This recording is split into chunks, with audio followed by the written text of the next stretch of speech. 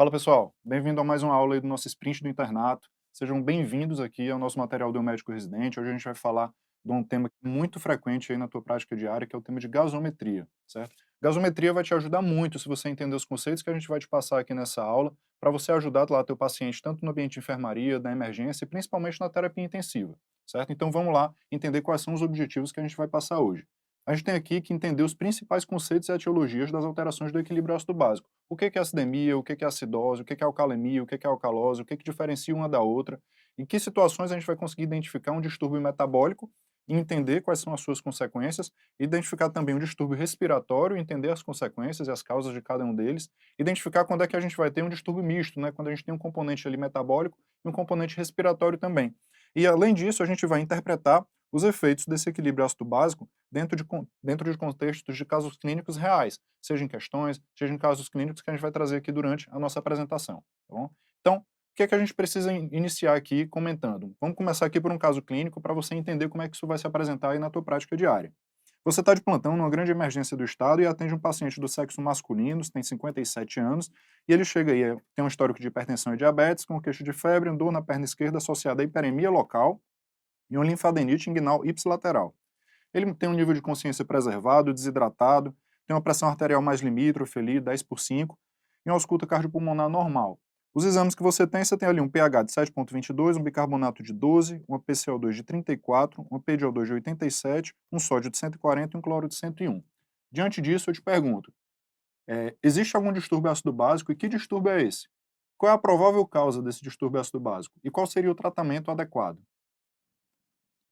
Então vamos aqui, pessoal, entender os principais conceitos que a gente tem que sedimentar durante essa aula para que a gente consiga entender sobre o equilíbrio ácido básico. E não tem como a gente falar de interpretação da gasometria se a gente falar do equilíbrio ácido básico. O que é importante a gente entender aqui? Diariamente, o nosso corpo ele vai produzir algumas substâncias, alguns ácidos que precisam ser excretadas, expiradas ou metabolizadas em outras substâncias para que a gente evite um quadro de uma acidemia fatal.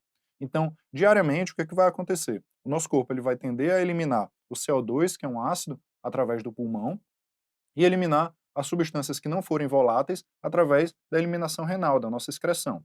Observe aqui, por exemplo, o que acontece na situação da amônia. A amônia ela vai se ligar com o H+, que é um ácido, para formar o íon amônio, que é o NH4+. Esse íon ele é solúvel. Uma vez que existe essa ligação, se torna um íon solúvel e ele pode ser eliminado por via renal, através da nossa diurese. Essa equação que você está vendo aqui, do HCO, H2CO3, que ele pode tanto se dissociar em H2O mais CO2, quanto em bicarbonato mais H+, é a que vai representar, é uma das principais equações aí do nosso equilíbrio ácido básico, em que o HCl3 ele vai representar a nossa base e o CO2 ele vai representar o nosso ácido. Quando eu estou falando de um aumento do CO2, por exemplo, eu estou falando do aumento de ácido. Esse CO2 ele vai ser eliminado lá por via respiratória, lá no nosso pulmão. O HCO3-, o bicarbonato, a nossa base, eu vou tentar compensar isso daqui através do metabolismo renal. E aí eu coloco aqui para você, propositalmente, essa equação representada em uma balança, de maneira que você precisa entender que se o objetivo do meu corpo ele é manter o nosso pH estável, manter uma homeostase, o objetivo aqui vai ser sempre que, no momento em que a gente começar a elevar a quantidade de ácido, por exemplo, eu vou ter que elevar a quantidade de bicarbonato. Para quê? Para que eu tente manter sempre essa balança equilibrada e, portanto, eu consiga manter o meu pH constante, para que a gente evite grandes distúrbios do equilíbrio ácido-base que sejam ameaçadores à vida do paciente. Da mesma maneira, se eu começo a consumir mais as minhas bases, se eu começo a reduzir a quantidade de bases que o paciente tem, eu vou ter que reduzir também a quantidade de gás carbônico, eu vou ter que reduzir essa quantidade de ácido para que a gente mantenha ainda esse equilíbrio. Então você já começa a entender a partir daqui que todo distúrbio ácido básico ele vai se seguir a uma resposta compensatória do nosso corpo. A ideia aqui vai ser sempre tentar manter esse equilíbrio. E a resposta compensatória ela vai acontecer no mesmo sentido. Se eu aumento a base, eu tenho que aumentar o ácido. Se eu reduzo o ácido, eu tenho que reduzir a base também. Então, a resposta compensatória que vai existir em cada uma dessas situações, ela vai acontecer sempre no mesmo sentido do distúrbio primário. E aí eu trago aqui outros conceitos para você, até para sedimentar isso que a gente acabou de comentar aqui. Observa aqui essa equação do pH. Você vai ver que o pH ele é uma função do bicarbonato e da PCO2. Ou seja, quando você olha aqui que é uma função do bicarbonato da PCO2, você vê que o bicarbonato ele está no numerador e a PCO2 no denominador. Ou seja, isso matematicamente representa para você que, para que eu mantenha essa relação aqui constante, na hora que eu aumento o bicarbonato, eu tenho que aumentar também a PCO2 para que essa relação ela se mantenha preservada e eu consiga manter o meu pH. Isso também justifica para você lá o entendimento de que a resposta compensatória, na presença de algum distúrbio primário, ela precisa acontecer no mesmo sentido do distúrbio que está existindo, né?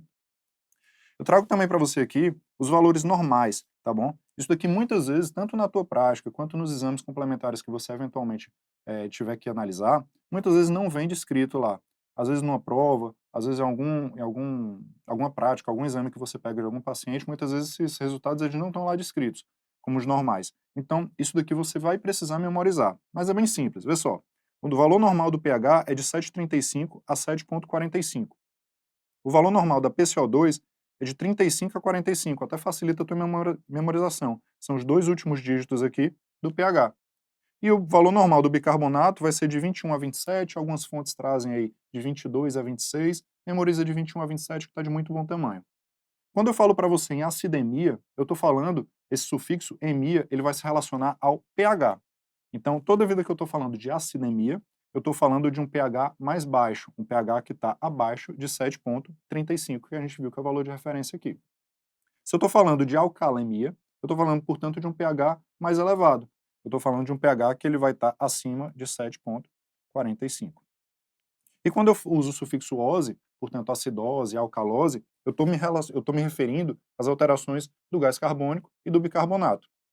Quando eu falo, portanto, de uma acidose respiratória, eu já entendi que as alterações respiratórias elas se referem ao CO2. Então, eu estou falando de um aumento do ácido, acidose respiratória. Eu estou falando do CO2. Da mesma maneira, se eu reduzo a CO2, eu estou falando aí, portanto, de uma alcalose respiratória. O mesmo raciocínio ele vale para o bicarbonato. O bicarbonato eu estou falando de base. Se eu estou consumindo as bases, eu estou falando, portanto, de uma acidose, só que agora metabólica. Eu estou falando do metabolismo renal. Se eu estou falando de um aumento do bicarbonato, eu estou falando agora de uma alcalose metabólica. E esse sufixo -ose, né, essa alcalose ou acidose, são alterações que vão tender a levar a alterações do pH. Então, você já entendeu aí que existem os distúrbios simples e os distúrbios mistos, né? Uma vez que eu tenho um distúrbio inicial, né, que seja uma alcalose, uma acidose respiratória ou metabólica, a isso vai se seguir uma resposta compensatória. Parte dessas alterações, elas podem acontecer isoladamente ou elas podem acontecer em conjunto, mais de uma alteração que justifique o quadro do paciente. Isso a gente vai ver um pouquinho mais na frente. Nesse primeiro momento, tenta entender o seguinte. Quando eu tenho uma situação, e aí eu coloco aqui propositalmente para você o bicarbonato numa caixinha um pouquinho menor. Imagina que eu comecei a consumir bicarbonato, esse paciente ele começou a reduzir a quantidade de bicarbonato. Para que essa balança se mantenha equilibrada, eu vou ter necessariamente que levar a uma redução da CO2, para que a gente não gere uma alteração tão grande no pH. Em geral, essa resposta compensatória, ela não consegue normalizar o pH, mas a tentativa é exatamente que a gente evite uma situação mais extrema. Quando eu tenho uma situação, por exemplo, de um paciente que tem um DPOC, um paciente retentor crônico, por exemplo, como a gente fala na prática diária, um paciente que ele aumenta a quantidade de CO2, certo? Ele tem uma retenção maior de CO2, uma dificuldade ventilatória, o que é que eu vou ter que fazer? De modo compensatório, o nosso corpo ele vai tender a aumentar a quantidade de bicarbonato para que essa balança se mantenha equilibrada. Essas são as respostas compensatórias. Quando é que eu vou suspeitar, Amadeu, de um distúrbio misto? Quando é que isso vai ser um pouquinho mais prevalente? Quando é que quando é que eu vou ter que acender uma luz aí de alerta para pensar nesse tipo de situação? Veja, se eu estou falando para você que num distúrbio primário, um distúrbio simples, o que acontece é uma alteração no mesmo sentido, né? Se eu aumentei a CO2, eu vou aumentar também o bicarbonato, você vai suspeitar de um distúrbio misto na hora que você tiver alterações que não se justificam. Por exemplo, eu tenho um aumento da PCO2, mas eu observo que também o bicarbonato ele está baixo. Ou seja, eu tenho uma causa para pensar numa acidose respiratória e eu tenho também uma causa para pensar numa acidose metabólica. Isso, em princípio, não faria sentido como uma resposta compensatória. Então eu tenho que pensar que eu tenho mais de uma causa, mais de uma justificativa para aquela alteração do equilíbrio ácido-base daquele paciente. E vamos entender também o seguinte, a resposta compensatória, ela vai acontecer, isso é esperado de todos os pacientes, mas a resposta respiratória, né, a taquipneia ou a redução da frequência respiratória, a bradipneia que o paciente venha a apresentar, é uma resposta muito rápida, que vai acontecer em poucos minutos, certo? Então, normalmente, essa nossa resposta compensatória, do ponto de vista respiratório, ela é uma resposta muito rápida. Quando a gente fala aí da resposta metabólica, né, a resposta que vai depender do metabolismo renal, ela já é uma resposta um pouco mais lenta, que ela vai levar algumas horas ou dias para poder acontecer. Então, isso também é uma alteração que ela não vai acontecer tão rapidamente, certo? A nossa resposta compensatória respiratória, ela tende a ser muito mais rápida do que a metabólica. Então, vamos aqui. A gente começou com essa introdução, você entendeu aí como é que funciona esse equilíbrio ácido-básico, você entendeu que o bicarbonato vai representar a nossa base, que o CO2 vai representar o nosso ácido, você entendeu qual é o significado de acidose, alcalose, acidemia, alcalemia, e agora a gente precisa entender como é que a gente vai interpretar a gasometria na nossa prática. Então vamos lá, passo a passo, segue sempre o que eu vou te falar aqui, que não vai ter falha. Então vamos lá. Primeiro passo, a gente vai ter que analisar o pH. Eu vou olhar o pH e vou ver, esse pH, ele é um pH mais baixo, eu estou falando, portanto, de uma acidemia, ou eu estou falando de um pH mais alto, de uma alcalemia? Estou trazendo aqui para você lembrar aí os valores normais e a gente conseguir raciocinar mais claramente. Depois que eu analisei se eu estou diante de uma acidemia ou uma alcalemia, eu vou olhar o que, que justifica aquela alteração. Eu tenho uma acidemia porque eu tenho um consumo de bicarbonato, ou seja, o meu bicarbonato está baixo, ou seja, eu reduzo as bases, e isso me diz que eu tenho uma acidose metabólica. Eu tenho uma acidemia porque eu tenho um aumento da CO2, ou seja, eu tenho um aumento desses ácidos, e aí se eu estou falando de CO2, eu estou falando, portanto, de uma acidose respiratória. No caso da alcalemia, mesmo raciocínio. Eu tenho uma alcalemia, um pH acima de 7,45, porque eu tenho um consumo de CO2, ou seja, eu reduzo a quantidade de ácidos e, portanto, eu estou falando de uma alcalose respiratória, ou eu tenho um pH acima de 7,45 porque eu tenho um aumento do bicarbonato, e, portanto, eu estou falando aí de uma alcalose metabólica. Esse vai ter o teu segundo passo. Eu analisei o pH, primeiro passo. Segundo passo, eu vou analisar o PCO2 e o HCO3, né, o bicarbonato. Depois que eu fiz isso, eu entendi o que, que justificou aquela alteração do pH. Entendendo que, vê só, se eu tenho uma alteração que ela não se justifica, que ela não caminha no mesmo sentido, ou seja, eu tenho um bicarbonato consumido e eu tenho um aumento da PCO2, isso não é a resposta compensatória esperada. Eles estão caminhando em sentidos opostos. Enquanto um está subindo, o outro está descendo. Nessa situação, os dois justificam a acidose. Então, eu vou pensar o quê? Numa acidose mista. A mesma coisa vale lá para a alcalemia. Se eu tenho uma situação em que eu tenho um aumento do bicarbonato e um consumo da PCO2, uma redução da PCO2, eu tenho duas razões para justificar uma alcalose. Então eu vou pensar que eu tenho uma alcalose mista. E aí já guarda esse conceito. Toda vida que você analisar e tiver uma PCO2 e um bicarbonato em sentidos contrários, eu tenho que pensar na possibilidade de um distúrbio misto. Ou seja, pode existir mais de uma etiologia para aquela disfunção do equilíbrio ácido básico. Então vamos lá. Eu acabei de falar com você que eu vou ter um distúrbio inicial, depois disso vai se seguir uma resposta compensatória. E o que, que eu vou esperar de cada resposta compensatória dessa? Mas na hora que eu estiver lá analisando o paciente, o que, que eu vou esperar? O que que eu quero encontrar naquele paciente? Vê só, se eu tenho uma acidose metabólica, vamos de um por um. Se eu tenho uma acidose metabólica, eu tenho um consumo do bicarbonato. Isso daí já está claro para você. Se eu tenho um consumo do bicarbonato, a resposta compensatória ela vai ter que caminhar no mesmo sentido. Então eu vou ter também um consumo da PCO2, eu vou ter que reduzir. Se eu tento reduzir a minha PCO2, a resposta inicial é o paciente hiperventilar. O paciente vai entrar em taquipneia para que ele aumente a lavagem de CO2, né, como a gente fala aí diariamente. Esse paciente vai começar a hiperventilar para que ele elimine mais CO2 e, portanto, ele tenha a resposta compensatória esperada. Se eu estou falando aqui de uma alcalose metabólica, mesmo raciocínio. Eu tenho, portanto, um aumento do bicarbonato. A alcalose, a gente está falando de aumento do bicarbonato, quando é metabólica. A resposta compensatória tem que vir no mesmo sentido. Então, o que eu espero é um aumento da PCO2. Se eu hiperventilando, eu consigo reduzir a minha PCO2, se eu começo a hipoventilar, se eu entro numa situação de bradipneia, eu vou tender a aumentar a retenção de PCO2. Então, essa vai ser a minha resposta compensatória esperada. Na acidose respiratória, se eu estou falando de respiratório, eu estou falando de CO2. Se eu estou falando de acidose, eu estou aumentando a PCO2. Resposta compensatória vai ter que vir no mesmo sentido, então aumento do bicarbonato. eu vou tender lá no nível renal a reter mais bases, certo? Essa vai ser a resposta compensatória esperada. Lembrando que a resposta metabólica compensatória ela acontece de uma maneira um pouco mais lenta, ela não é tão imediata quanto a resposta respiratória. E quando a gente fala aqui de alcalose respiratória, alcalose respiratória, eu estou reduzindo a PCO2. Resposta compensatória, mesmo sentido, bicarbonato, ele vai ter que reduzir. O que é que eu vou fazer lá em nível renal? Eu tenho que eliminar as minhas bases. Isso vai ser o que você vai esperar de cada uma das situações. Então, vamos ver como é que isso daqui poderia ser cobrado aí numa prova de residência. Vê só, questão de 2022 de R3 de clínica médica, vê só.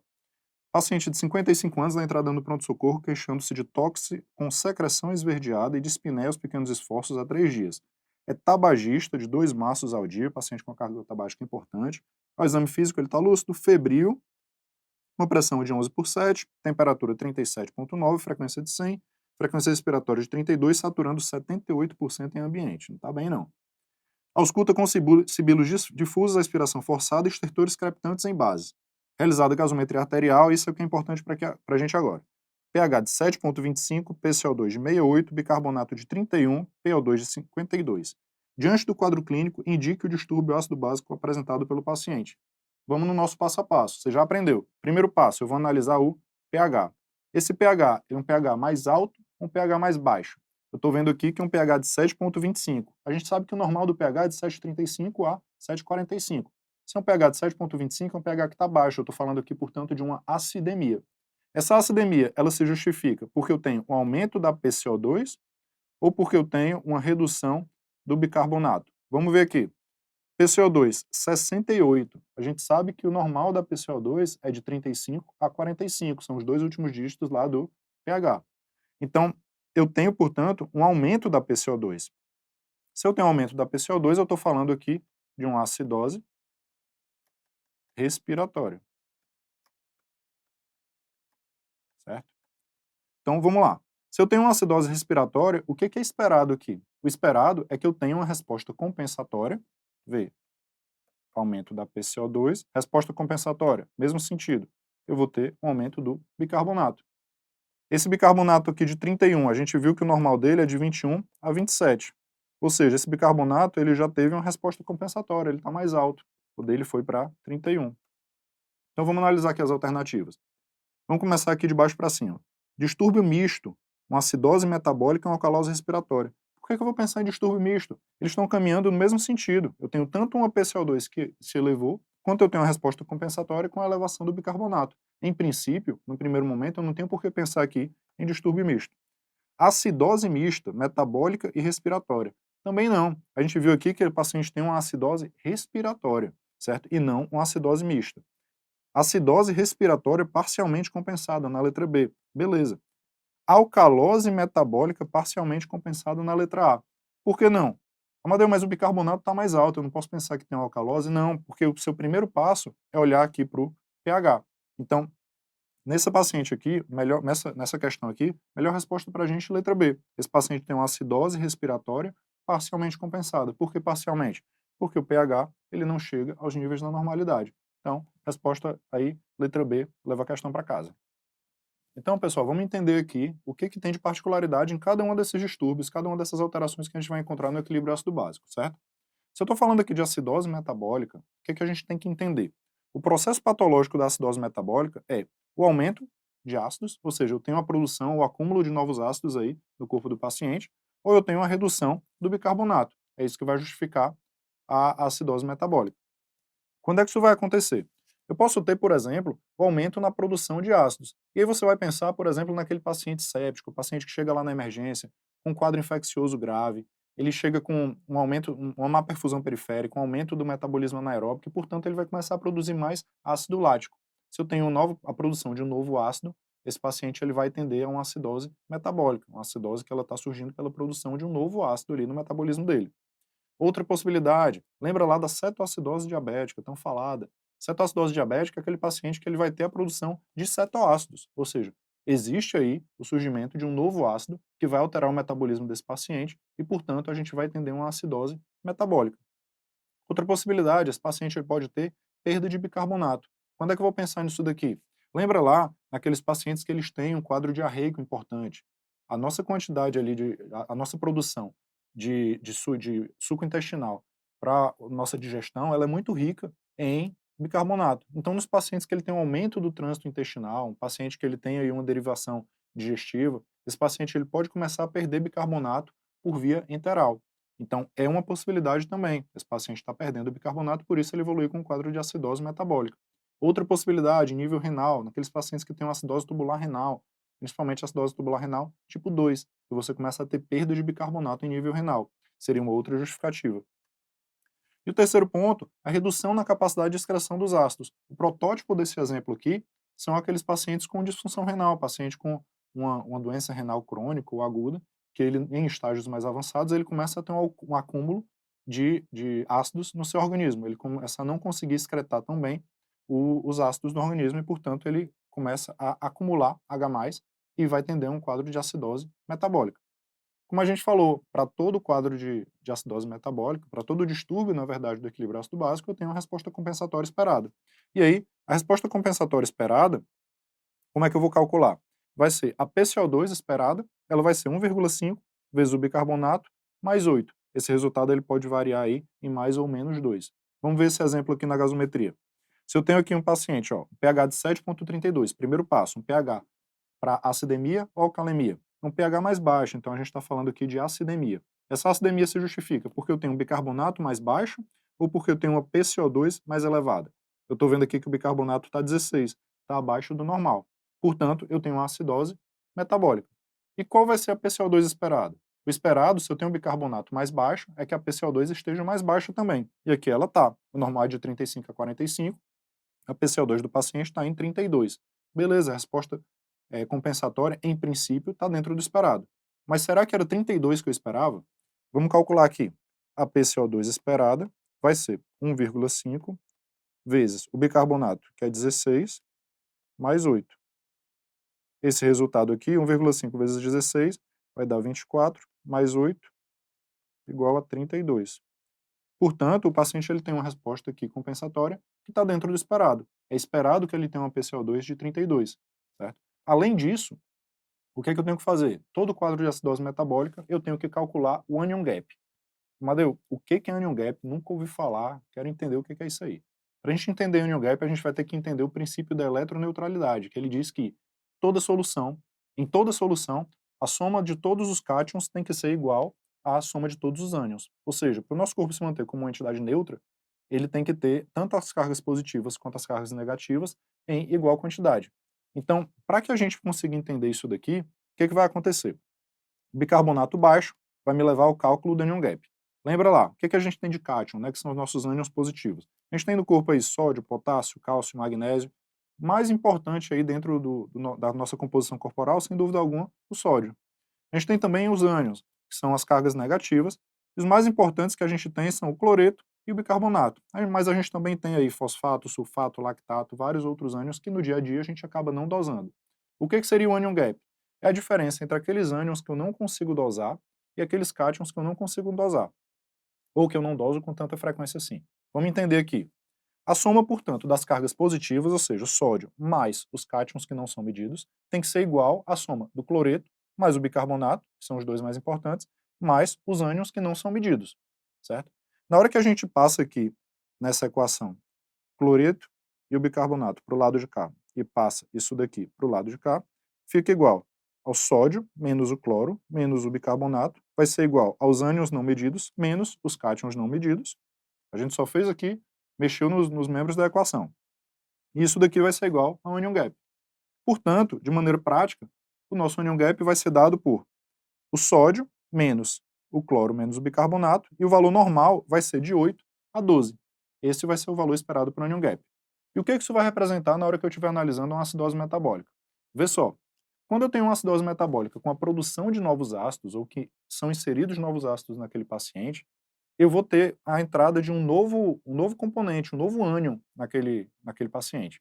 Como assim? Não consegui entender ainda. Lembra lá, por exemplo, da equação de dissociação do ácido sulfúrico, quando você estava estudando química lá no ensino médio. Isso daqui, na hora da dissociação, vai dar 2H+, mais SO4, 2-. Portanto, na hora que a gente tem a entrada de um novo ácido, Na hora que esse ácido ele se dissocia lá dentro do nosso corpo, ele vai liberar H+. Portanto, esse H+, ele vai estar incriminado no metabolismo da acidose metabólica. Além de liberar o H+, ele vai liberar um novo ânion. Se eu tenho um novo ânion ali dentro do corpo do paciente, o que vai acontecer é que eu vou aumentar esse valor do ânion gap. Eu tenho mais um ânion para entrar nesse cálculo. Portanto, quando eu tenho uma situação em que são produzidos novos ácidos ou que é adicionado ao corpo do paciente algum novo ácido por qualquer razão, até por uma intoxicação, eu tenho que pensar que isso é uma acidose metabólica com ânion gap aumentado. Vamos aqui para os exemplos. Acidose lática, o exemplo que eu te dei lá no início, um paciente séptico, um paciente chocado com uma perda do metabolismo aeróbico, entrando mais aí no metabolismo anaeróbico, ele vai tender a liberar mais ácido lático. Portanto, estou liberando mais um ácido, uma acidose lática, é um ácido a mais, portanto eu vou ter uma acidose metabólica com ânion gap aumentado. Cetoacidose, mesmo exemplo. É o exemplo que a gente falou agora há pouco tempo. Eu tenho a formação de um novo ácido para justificar que esse ânion gap aumente.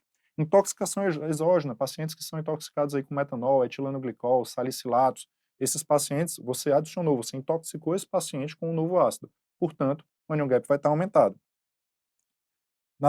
Naquelas causas que tem por perda de bicarbonato, eu não estou colocando nenhum novo ácido nesse paciente, eu estou simplesmente perdendo bicarbonato. Tem razão para esse ânion gap subir? Não, a não ser que eu tenha mais de uma causa para aquela acidose. Mas se for uma acidose pura, simplesmente pela perda do bicarbonato, eu vou pensar aqui, se de um lado eu tenho as acidoses com ânion gap aumentado, as outras acidoses elas são ditas hiperclorêmicas, aquelas que têm um ânion gap normal. E aí, os exemplos que a gente acabou de comentar, um paciente com a diarreia grave, um paciente com acidose tubular proximal, né, acidose tubular tipo 2. Então, isso daqui seria o que justificaria o paciente ele ter uma acidose metabólica com ânion gap agora normal. Eu não tenho a formação de novos ácidos. Outra possibilidade, lembra lá nas etiologias que a gente falou, redução na excreção renal de ácidos. Se eu não tenho aqui a formação de nenhum novo ácido, esse paciente, em princípio, vai ter uma acidose hiperclorêmica, com uma exceção. Quando a gente fala aqui daqueles pacientes com insuficiência renal, eu vou começar a acumular sulfatos. Esses pacientes eles perdem um pouco da sua capacidade de eliminar sulfato à medida que a doença renal vai progredindo em gravidade. Então, nesses pacientes aqui com insuficiência renal, eu tenho uma acidose, mas aqui com um aumento do ânion gap. Por quê? Porque eu estou acumulando um novo ácido nesse momento. Mas, naqueles pacientes que têm, por exemplo, uma acidose tubular renal distal, né, os pacientes que têm acidose tubular do tipo 1 ou do tipo 4, esses pacientes não têm a formação de um novo ácido, então eles vão ter aí uma acidose, na verdade, hiperclorêmica também, uma acidose metabólica com ânion gap normal. Então, como é que vai se apresentar aqui para a gente uma acidose metabólica? Como é que esse paciente vai se apresentar clinicamente? Eu entendi que no momento da acidose metabólica, esse paciente ele vai começar a hiperventilar, ele vai tentar compensar a acidose metabólica com a hiperventilação para reduzir a PCO2, para ter uma resposta compensatória adequada. Então, é esperado que eu tenha um paciente em hiperventilação. Essa é a resposta que ele vai ter que apresentar inicialmente. Todos os pacientes que eles evoluem com acidose, principalmente naquelas acidoses com pH abaixo de 7,2, é comum que a gente tenha uma depressão miocárdica, uma redução dos efeitos das catecolaminas na periferia. Então, esses pacientes eles podem se apresentar aí com um quadro de hipotensão, má perfusão periférica, um quadro inclusive de choque. Isso também é esperado dentro dos quadros de acidose metabólica, principalmente naqueles quadros mais graves. E, pelo mecanismo de tampão celular, esses pacientes eles podem se apresentar com hipercalemia. Madeu, como é que é esse tampão celular? Vê só, eu tenho aqui a célula dentro da corrente sanguínea, e esse paciente ele tem uma acidose metabólica, portanto, aqui no extracelular eu tenho uma quantidade muito grande de H+. A tendência desse paciente para que ele consiga tentar compensar, para tentar tamponar, como a gente falou ali no início da aula, esse metabolismo dele, vai ser de jogar esse H+ para dentro da célula. Esse vai ser o mecanismo de tampão. Só que, para que ele jogue esse H+ para dentro da célula, a resposta dele vai ser de jogar para fora potássio. Portanto, numa situação de acidose metabólica, a tendência é que a gente comece a eliminar de dentro da célula o potássio. Isso daí vai induzir o paciente a fazer um quadro de hipercalemia, e isso se justifica pelo mecanismo de tampão celular. E aí, como é que eu vou tratar esse paciente com acidose metabólica? Vamos sempre lembrar, sempre que a gente encontrar um distúrbio ácido básico, a gente tem que tratar a causa base, certo? Você pode até perguntar, poxa, será que eu não poderia, já que é uma acidose metabólica, simplesmente repor bicarbonato nesse paciente? Isso não se justifica. Primeiro que a gente tem que tratar a causa base para que a gente evite que aquele mecanismo que está induzindo o paciente à acidose metabólica, que que ele se perpetue, né? O nosso corpo, ele, como você já entendeu, ele vai ter uma capacidade de compensação, mas que ela se limita em dado momento. Então, eu tenho que, na verdade, tratar aquilo que está gerando a acidose, e não simplesmente fazer reposições ou tentar tratar isso de uma maneira mais paliativa. A nossa intenção aqui é de tratar a causa base, tratar o mecanismo que gerou a acidose metabólica. Eu até tenho indicação de hipobicarbonato em algumas situações. Que situações são essas? Quando eu tenho um pH abaixo de 7,1, porque isso já começa a se tornar uma situação mais ameaçadora à vida do paciente, ou um pH abaixo de 7,2 associado a uma ira, CADIGO 2 ou 3, aí eu já tenho indicação de hipobicarbonato. Por quê? Porque aqui a intenção é que eu tente ajudar a compensar esse paciente até que eu consiga reverter a causa base. Quando eu tenho esses pHs em valores mais extremos, isso acaba se tornando mais ameaçador e a gente não quer que isso aconteça com o paciente, não quer um desfecho letal. Então seria uma medida salvadora aqui até que você consiga reverter a base. E nas situações de cetoacidose, quando você tem esse diagnóstico bem estabelecido, a indicação de hipobicarbonato ela se dá apenas quando você tem um pH abaixo de 6,9. Por quê? Porque acredita-se que a cetoacidose é uma situação muito mais facilmente reversível a partir do momento em que você começa a fazer a expansão volêmica nesse paciente e também fazer a administração de insulina, do que outras situações, como um choque séptico ou outras situações mais ameaçadoras para o paciente. Então, na cetoacidose, a gente tem aí um pouquinho mais de espaço para poder aguardar e tentar reverter a causa base. Como é que eu vou calcular quanto que eu vou repor de bicarbonato? Eu vou repor, você pode repor de 1 a 2 mEq por quilo do paciente, ou fazer um cálculo aí do déficit de bicarbonato, que é dado a partir do cálculo de 0,3 vezes o peso do paciente, vezes o base excess. Isso daí você vai calcular quanto é que você vai repor de bicarbonato no primeiro momento do paciente. A reposição ela se dá com bicarbonato a 8,4%, é a apresentação mais clássica aqui no Brasil, e aí que ele tem uma composição de 1 mEq por ml, e aí você vai repondo esse bicarbonato e reavaliando a gasometria do paciente, vendo o quanto que você está conseguindo corrigir e se ainda existe ou não indicação de reposição. Então você aí, que é um doutorando MR, você que tenta memorizar as informações para que você saia da melhor maneira possível no seu treinamento aqui, o que você precisa memorizar? O que vai facilitar aqui teu entendimento? Para a gente diferenciar aqui as acidoses de anion gap aumentado e as acidoses com anion gap normal, como é que a gente vai memorizar? Você vai através do mnemônico lúcida. Aqui a gente tem acidose lática, é o L do teu mnemônico, são as causas de anion gap, de acidose com anion gap aumentado. Uremia, aqueles pacientes que já têm uma disfunção renal mais avançada, eles vão tender a acumular sulfato e, portanto, eu vou ter uma acidose metabólica com anion gap aumentado. A cetoacidose, que você já viu, tem a formação de cetoácidos, portanto, o anion gap vai aumentar. Nas intoxicações e na ira avançada, aqueles pacientes que já têm também uma disfunção renal mais avançada. Isso daqui vai justificar você ter um paciente com um anion gap aumentado, uma acidose metabólica com anion gap aumentado. E quando é que eu vou pensar na acidose metabólica com anion gap normal? Naquelas situações de diarreia, eu só tenho a perda do bicarbonato, a gente não vai ter aqui a formação de nenhum novo ácido que justifique o aumento do anion gap, e nas acidoses tubulares renais, em que eu tenho ou a perda de bicarbonato em nível renal, ou a dificuldade da excreção de H+, também em nível renal. Não tem a formação de nenhum novo ácido aqui, portanto o anion gap ele vai estar normal.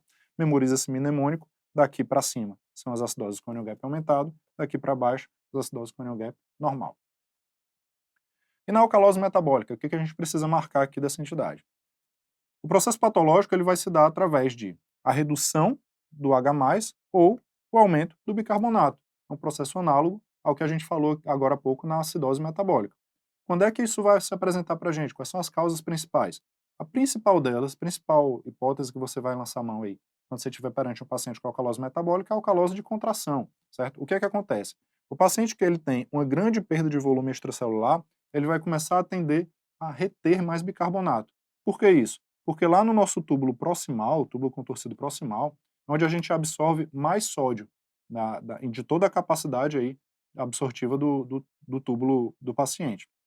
E quando eu absorvo sódio, eu absorvo outras substâncias também. Lá no túbulo proximal, a gente vai reabsorver sódio, bicarbonato, fósforo, alguns aminoácidos, glicose, tudo isso é reabsorvido ali.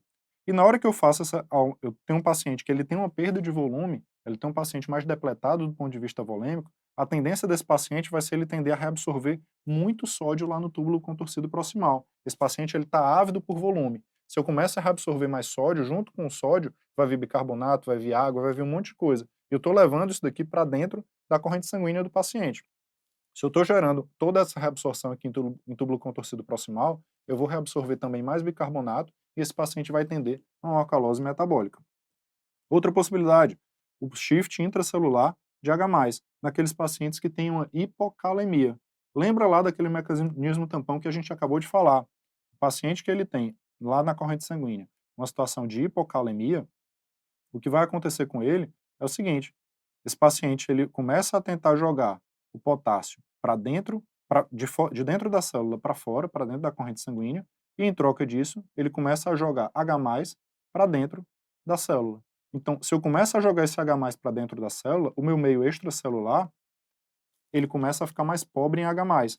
Então, se eu reduzo o H+, por esse mecanismo, eu começo a induzir o paciente a uma situação de alcalose metabólica. Outra possibilidade, perdas gastrointestinais de H+. Naquele paciente que está lá com uma sonda nasogástrica aberta, com uma drenagem alta, esse paciente, lembra que o suco gástrico ele é muito rico em H+, em ácido clorídrico. Então, se eu começo a depletar o ácido clorídrico que esse paciente está produzindo, ele está perdendo muito H+, e eu vou induzir esse paciente a uma situação de alcalose metabólica. Naqueles pacientes com vômitos incoercíveis também, o mecanismo é o mesmo. Naqueles pacientes com diarreia volumosa, aí você pode até questionar, poxa, Amadeu, eu acabei de ver que eu posso ter perda de bicarbonato em decorrência da diarreia. Por que que esse paciente aqui com diarreia volumosa ele vai ter uma alcalose metabólica e não uma acidose, como a gente viu há pouco tempo? Vê só, na situação de uma diarreia volumosa, esse paciente ele vai ter uma grande perda volêmica. Então, entra aqui um outro mecanismo, que é o da alcalose de contração. Esse paciente que ele está muito depletado volemicamente, ele pode até ter perda de bicarbonato por ocasião da diarreia, mas ele também vai ter uma depressão volêmica importante. Isso daqui, os dois quadros eles podem se sobrepor, mas quando eu tenho uma diarreia mais volumosa, eu também posso depletar esse paciente e induzi-lo a uma alcalose metabólica. E a outra situação seriam as perdas renais de H+. E aí a gente vai lembrar do hiperaldosteronismo. Como é que isso daqui vai acontecer na nossa prática? Lembra lá que a aldosterona, lá no néfron distal, ela vai ter uma ação de troca, eh, trocando aqui pela reabsorção de sódio, lá no néfron distal, em troca de eliminar H+ e potássio. Se eu tenho um paciente que ele tem um hiperaldosteronismo, ou seja, ele tem essa função aqui muito exacerbada, ele começa a reabsorver muito sódio e ele começa a eliminar muito H+ e muito potássio também. Então, a tendência desse paciente é, se ele está reabsorvendo muito sódio, esse paciente vai ter um aumento da sua volemia. Ele vai ter um aumento aí do seu poder coleodosmótico e, portanto, esse paciente vai ficar mais hipertenso. Esse paciente está eliminando muito H+, então ele vai ter uma tendência a uma alcalose metabólica. Ele está eliminando muito potássio também, então hipocalemia. Ou seja, você pegou um paciente que ele tem um quadro de hipertensão, alcalose metabólica e hipocalemia, eu tenho que pensar sempre nas causas de hiperaldosteronismo. Outra situação possível, o uso de tiazídicos e diuréticos de alça, pela própria depressão volêmica, eles podem gerar um quadro de alcalose metabólica, e as síndromes perdedoras de sal, que são as síndromes de Bartter e Gittelman, que elas se assemelham aí à ação dos diuréticos, elas também podem levar à depressão volêmica e conduzir o paciente a uma situação de alcalose metabólica. Tem resposta compensatória? Tem também. Para todo distúrbio, a gente tem que esperar uma resposta compensatória. E aí a resposta compensatória vai acontecer. A PCO2 esperada vai ser o valor do bicarbonato do paciente mais 10. Algumas referências colocam mais 15. Se você memorizar esse mais 10, está de muito bom tamanho. Então, vamos analisar aqui essa gasometria. pH de 7,50. Alcalemia ou acidemia? O pH 7,50 está mais alto, eu estou falando de alcalemia. Se justifica porque eu tenho um bicarbonato mais alto, está acima do valor da normalidade, ou uma PCO2 mais baixa. Aqui, no caso, o bicarbonato está de 30, está acima do valor de referência, que é de 21 a 27. Portanto, se o valor de referência é de 21 a 27, vamos pegar um valor médio aí. Vamos dizer que o valor médio aqui é 25, né? Metade aqui entre um e outro. Se eu tenho 25 e esse paciente está com 30 de bicarbonato, como é que seria o valor, a PCO2 esperada? A PCO2 esperada seria o bicarbonato do paciente, 30, mais 10. Ou seja, a PCO2 esperada desse paciente seria em torno ali de 40. A dele está 42, está bem próximo. Portanto, esse paciente ele tem uma resposta metabólica, uma resposta compensatória dentro do esperado para a alteração da alcalose metabólica dele. Como é que seria o quadro clínico? Lembra lá, tudo que a gente viu da alcalose metabólica, se eu tenho um paciente com depressão volêmica, a tendência desse paciente vai se apresentar com um quadro de câimbras, fadiga, hipotensão postural. Isso vai ser o que mais comumente vai se apresentar no paciente depletado volemicamente.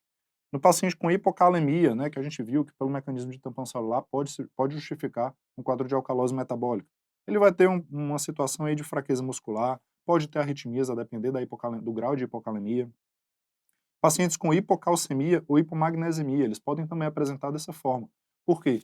Porque a alcalose metabólica ela aumenta a afinidade do cálcio iônico pela albumina. Então eu começo a ter menos cálcio iônico, ou seja, cálcio na sua forma ativa, na corrente sanguínea do paciente. Então a tendência desse paciente é ele ter um sintoma aí de hipocalcemia, a própria hipomagnesemia pode se apresentar também. Isso mais comumente vai aparecer naqueles pacientes que têm as síndromes perdedoras de sal ou estão em uso de diurético. E aí você tem que avaliar a dose desse paciente e fazer a reposição desses eletrólitos para você poder corrigir essa causa.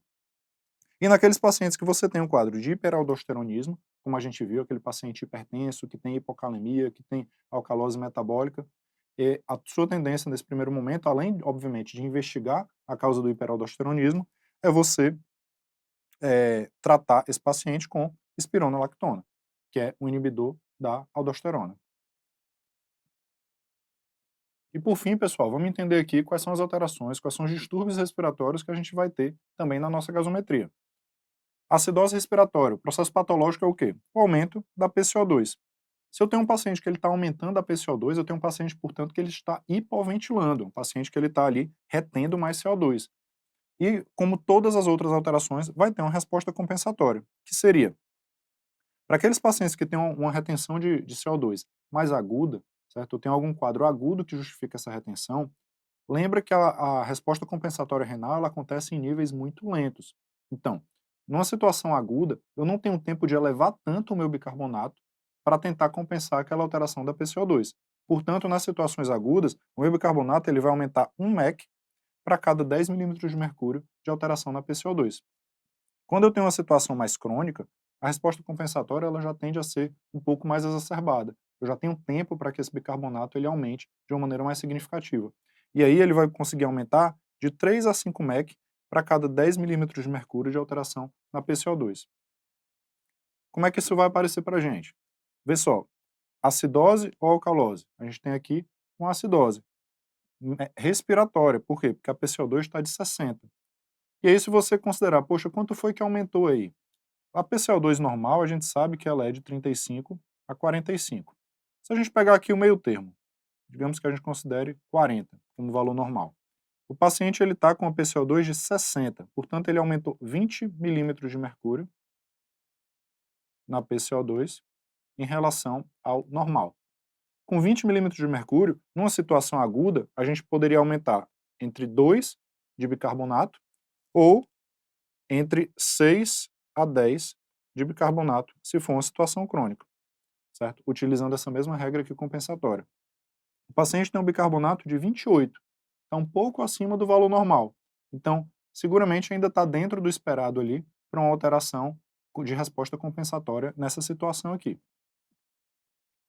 E quais são as causas da acidose respiratória? Quando a gente pensar numa situação mais aguda, né, ou seja, um bicarbonato ali normal ou próximo do normal, certo? A gente vai pensar em situações de depressão do sistema nervoso central, por exemplo, um paciente que fez uso de alguma droga, um paciente que sofreu um acidente vascular encefálico que comprometeu o centro respiratório, paciente que tem alguma neoplasia e acabou havendo alguma compressão de centro respiratório, algum rebaixamento mais importante, naquelas doenças neuromusculares, Guillain-Barré, miastenia graves, na própria polimiosite, também são situações que pode acontecer a acidose respiratória. E naquelas situações mais crônicas, que a gente vai tender a ter um bicarbonato mais aumentado. Por quê? Porque houve tempo para que aquela alteração tivesse uma resposta renal mais importante, e, portanto, a gente vai encontrar níveis maiores de bicarbonato. A gente vai pensar principalmente o protótipo da acidose respiratória, paciente com doença pulmonar obstrutiva crônica, aquele paciente que vai ter um DPOC, que vai ser um retentor crônico aí de CO2. Ou naqueles pacientes que têm anormalidades torácicas, por exemplo, uma cifoescoliose importante. Aquele paciente ele já tem uma deformidade e, por isso, acaba gerando uma retenção ali de gás carbônico. O quadro clínico ele vai ser pela própria hipercapnia, paciente ele vai tender a apresentar um quadro de cefaleia, ansiedade, pode ter confusão, inclusive evoluir com um quadro de narcose, a chamada carbonarcose. Aquele paciente que ele começa a evoluir com níveis tão altos de PCO2 que ele começa a ficar torporoso e pode ter rebaixamento do nível de consciência e coma. Naqueles pacientes com hipoxemia crônica, pode existir também o corpo pulmonar, o paciente começar a ter um sofrimento cardíaco em decorrência das alterações pulmonares. E lembrando que, da mesma maneira que na acidose metabólica, em situações de acidose grave, naqueles pacientes que têm um pH abaixo de 7,2, você pode também ter depressão miocárdica, naqueles pacientes que têm uma acidose mais grave, mesmo que ela seja respiratória. Vamos ver aqui como é que isso pode ser cobrado aí na eventual prova. Prova aí de 2022, prova de R3 de clínica médica também. Paciente do sexo feminino, 46 anos, tabagista, portadora de asma grave mal controlada, é admitida na UTI com relato de febre, secreção respiratória purulenta, piora da falta de ar e sibilância. Ela começou a apresentar um desconforto respiratório, evoluindo com torpor e cianose de extremidades. Marca isso aqui. Enquanto preparava uma tarefa de intubação endotraqueal, coletou sua gasometria arterial com o seguinte resultado: pH de 7,16, PO2 de 50, PCO2 de 72, bicarbonato de 32. O diagnóstico gasométrico da paciente é, lembra só, passo a passo, pessoal, vamos lá. pH, ele está um pH mais baixo ou um pH mais alto? Eu estou vendo aqui que 7,16 é um pH mais baixo, a gente está falando aqui de uma acidemia. Respiratória ou metabólica? É o CO2 que está elevado ou é o bicarbonato que está consumido? A gente viu aqui ó, uma PCO2 de 72, uma PCO2 bastante elevada. Então eu tenho aqui, portanto, uma acidose respiratória. Resposta compensatória. O que é esperado nesse paciente? Que o bicarbonato se eleve. Eu tenho um aumento da PCO2. O esperado é que a gente tenha uma resposta compensatória no mesmo sentido. O bicarbonato também se eleve. Então, em princípio, está tudo dentro do esperado. O que a gente vai encontrar aqui nas alternativas? Ele fala aqui, hipoxemia, isso daqui a pouquinho a gente vai comentar. Alcalose metabólica compensada e hiperventilação. Alcalose metabólica, não. Embora a gente tenha um bicarbonato aumentado, mas a gente tem um bicarbonato aumentado em decorrência de uma resposta compensatória. O que a gente tem aqui, na verdade, é uma acidose respiratória. Então, tá errado. Normoxemia, hipoventilação compensatória e alcalose metabólica. Ele insiste nisso daí. Letra B, hipoxemia, hipoventilação aguda e alcalose metabólica. De jeito nenhum. Letra A, hipoxemia, hipoventilação e acidemia. Sim, eu tenho acidemia porque eu tenho um pH mais baixo. Hipoventilação, porque essa paciente está retendo CO2 aqui, então se ela está hipoventilando, ela começa a reter mais CO2, e é o que justifica a acidose respiratória dela. E hipoxemia. E aqui um algo a mais aí na tua aula. Como é que eu sei quanto é se a P de O2, e aqui eu estou falando de oxigênio, tá bom? Se essa P de O2 está adequada para o paciente ou não. Tem algumas maneiras da gente calcular isso daqui. Mas a P de O2 ideal, ela pode ser dada pelo cálculo de 109 menos 0,43 vezes a idade do paciente, dela que é 46. Esse produto aqui ele vai dar aproximadamente 20, então a P de O2 esperada para esse paciente, ela vai ser algo em torno aí de 89. Então, se a P de O2 esperada é de 89 e essa paciente está com 50, eu posso dizer que a paciente tem um quadro sim de hipoxemia. Portanto, melhor resposta para a gente aqui, letra A. Hipoxemia, hipoventilação, é o que justifica a nossa PCO2 tão elevada, e acidemia, em decorrência do pH de 7,16. Marca a letra A, leva a questão para casa. Quais são as causas aí da alcalose respiratória agora? Se eu estou falando de alcalose respiratória, eu estou falando de um paciente que está hiperventilando, ele está lavando muito CO2. Eu começo a, portanto, reduzir a minha PCO2. As causas elas podem ser variadas, mas a gente vai separar aqui em central e causas pulmonares. Causa central pode ser simplesmente um paciente que ele está mais ansioso, ele começa a hiperventilar, paciente que está com muita dor, paciente com quadro de tireotoxicose, ele começa também a fazer um quadro de taquipneia e, portanto, ele vai reduzir a PCO2. Pacientes gestantes que começa a ter aquela compressão ali do abdômen gravídico e, por isso, ela começa a fazer uma hiperventilação compensatória. Pacientes que têm algum acidente vascular encefálico, que comecem a comprometer mais o centro respiratório, por isso ele começa a hiperventilar também. Tudo isso pode justificar um quadro de alcalose respiratória. E dentre as causas pulmonares, que em geral são causas também de hipoxemia, os quadros de pneumonia, asma, pacientes com tromboembolismo pulmonar, insuficiência cardíaca, também vão tender mais a um ataque pneia e, portanto, gerar um quadro de alcalose respiratória. A resposta compensatória ela também vai existir, como em todos os outros distúrbios, e aqui o esperado é, se eu tenho uma redução da PCO2, eu vou ter no mesmo sentido uma redução do bicarbonato. E quanto é que ele vai cair, esse bicarbonato? Ele vai cair 2 mEq para cada redução de 10 milímetros de mercúrio na PCO2. Qual é o quadro clínico? A hiperventilação ela vai tender a levar a um quadro de vasoconstricção cerebral. Então esse paciente ele vai tender aqui a um quadro mais de irritabilidade, pode ter cefaleia. Lembra que a alcalose ela aumenta, como a gente já falou, a afinidade do cálcio iônico pela albumina. Se eu tenho um aumento dessa afinidade, eu tenho menos cálcio na sua função, na sua formativa, circulando, então o paciente ele pode ter sintomas de hipocalcemia. E aí ter parestesias, pode ter tetania, e sempre, em todos os distúrbios, lembrar de tratar a causa base. E os distúrbios mistos, o que é que a gente precisa memorizar? Quando é que eu vou pensar num distúrbio misto? Eu tenho que pensar sempre que eu tiver um paciente que ele tem um bicarbonato e um CO2 alterados, mas naquele paciente que ele tem um pH normal. Poxa, se eu tenho... Lembra que as respostas compensatórias, elas em geral não conseguem normalizar o pH. É uma tentativa do nosso corpo. Então, se eu tenho alteração tanto de bicarbonato quanto de CO2 e o pH se mantém normal, eu tenho que pensar que eu tenho mais de um distúrbio para justificar aquilo ali.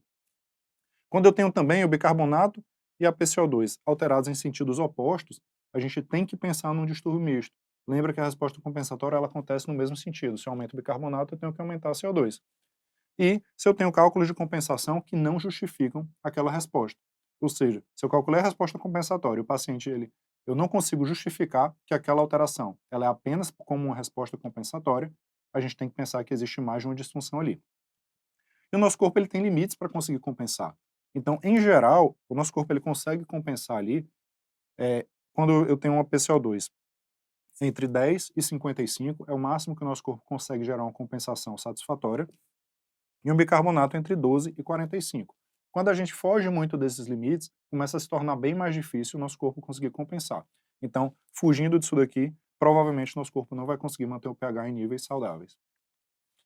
E aí, voltando para o nosso caso clínico lá do início da aula. Lembrando que você está numa emergência e recebe um paciente de sexo masculino, 57 anos, hipertenso diabético, que ele chega aí com um quadro de uma linfadenite inguinal e com uma queixa de febre, dor na perna e hiperemia local. Ele tem nível de consciência preservado, mas está desidratado, uma pressão limítrofe, ausculta respiratória e cardíaca normal, e você tem essa gasimetria do paciente e esse sódio e esse cloro aqui. O que a gente precisa entender? Em primeiro lugar, vamos interpretar aqui essa gasometria. Eu tenho um pH de 7,22, portanto eu tenho uma acidemia. Eu digo que é uma acidose metabólica porque eu tenho um bicarbonato consumido. Então, eu tenho uma acidose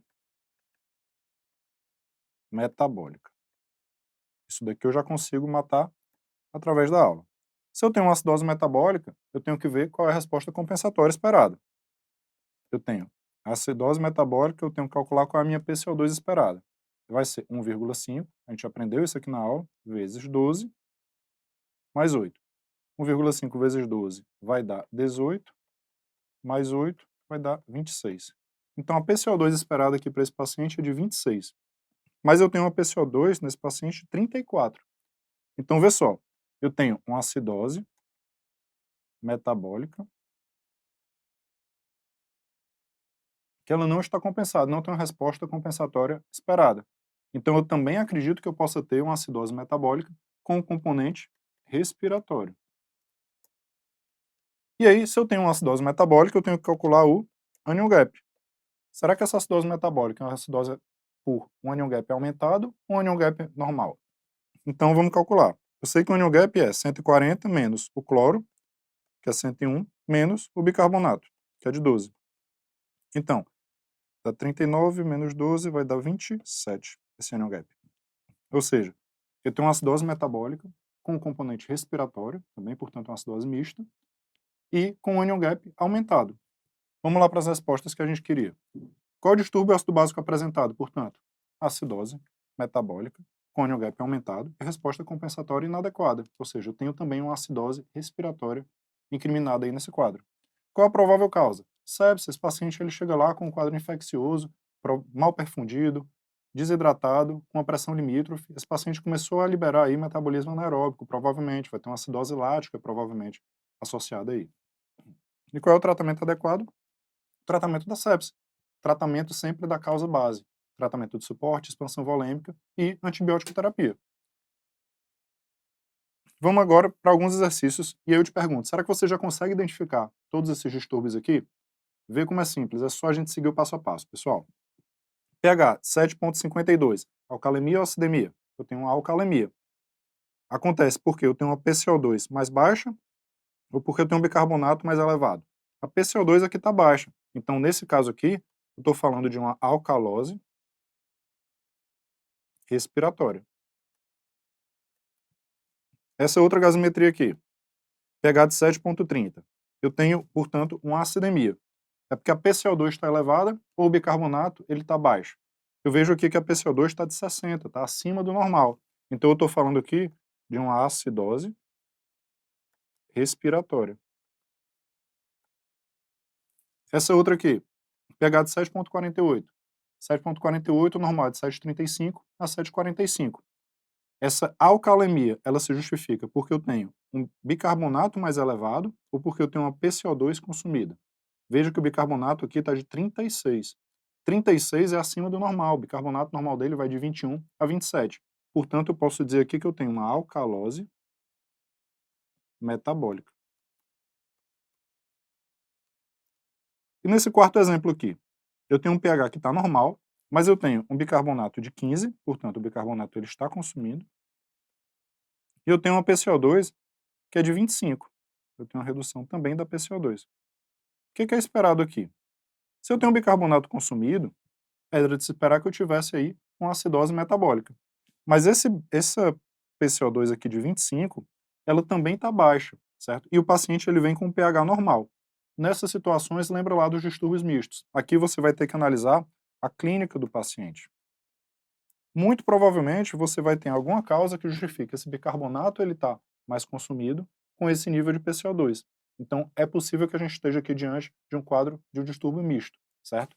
Sempre lembra de valorizar a clínica do paciente, sempre lembra de analisar o paciente como um todo, não é só a gasometria, não é só o distúrbio ácido básico, mas para que isso consiga clarear aí na tua mente, para que você consiga encontrar sempre o diagnóstico mais assertivo, certo?